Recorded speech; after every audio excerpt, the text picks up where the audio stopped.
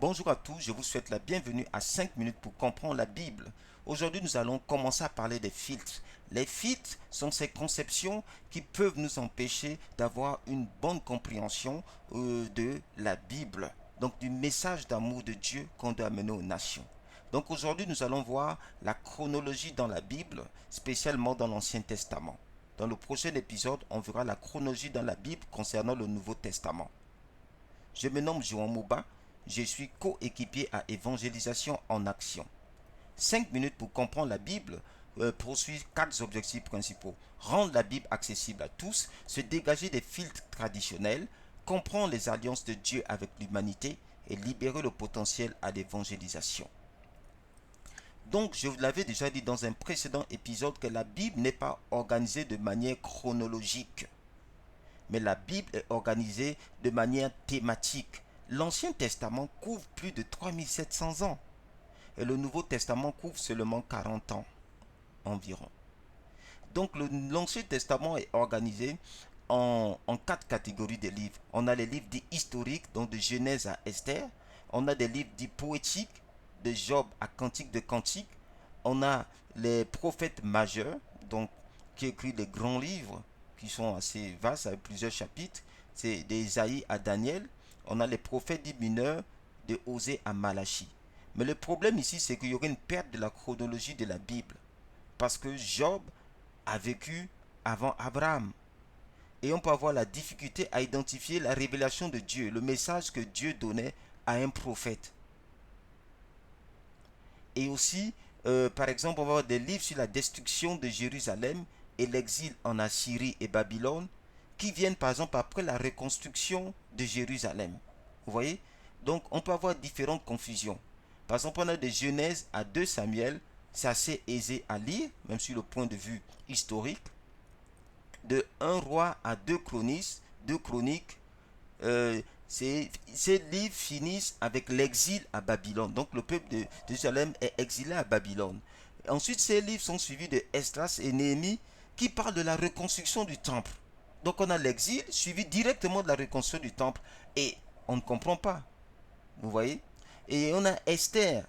D'accord? Suivi d'Esther qui est l'histoire d'une fille pendant la captivité. Vous voyez? Donc on revient au monde de l'exil.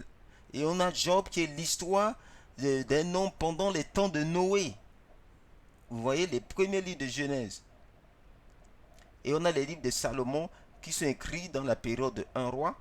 On a les livres des 4 prophètes majeurs en fait qui prophétisent. Donc Ésaïe, Jérémie, ils prophétisent l'exil de 2 rois et 2 chroniques et la destruction de laquelle en fait Esdras et Néhémie vont reconstruire.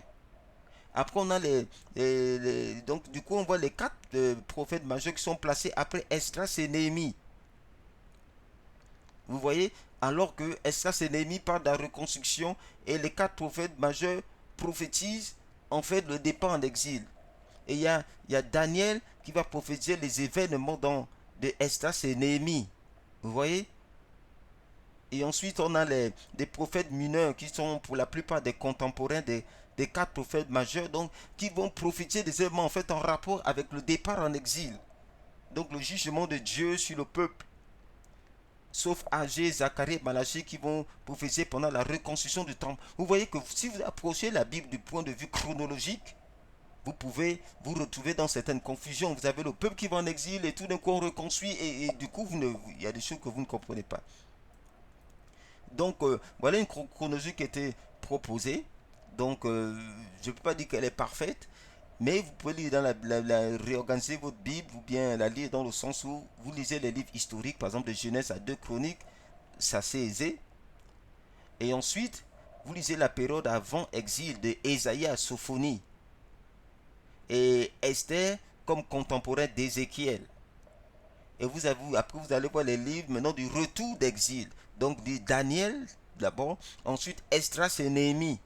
Parce que Daniel va profiter des événements dont Esdras et Néhémie vont reconstruire. Et après le retour maintenant, d'accord? Donc vous lisez Zacharie, Agé, Malachie. Et vous aurez un certain ordre chronologique à ce moment. Et par exemple les psaumes, il y a les psaumes de Moïse que vous pouvez lire après le livre de Deutéronome. Et il y a les psaumes de David que vous pouvez lire après 1 Samuel et les livres de Salomon que vous pouvez lire après 2 Samuel. Et Job, vous pouvez lire dans Genèse ou après Genèse parce que Job, c'est quelqu'un du temps de Noé. Et vous voyez, Ésaïe prophétisait donc une destruction qui arrive à 2 rois. Voilà, donc ça c'est une chronologie proposée. D'accord. Mais il faut comprendre que ça c'est une proposition. Donc il y a un côté intellectuel. D'accord. Euh, et historique ici. Et on ne peut pas. Faut pas laisser l'esprit. Il faut toujours demander au Saint-Esprit de nous accompagner dans la lecture de la Bible. C'est ça qui est très important. Voilà. Et voilà, donc c'est évangélisation en action. Donc le but vraiment c'est de pouvoir vous aider à comprendre ce message d'amour de Dieu. Pour libérer votre potentiel à l'évangélisation et que vraiment les nations puissent recevoir cet évangile. Allez, Dieu vous bénisse.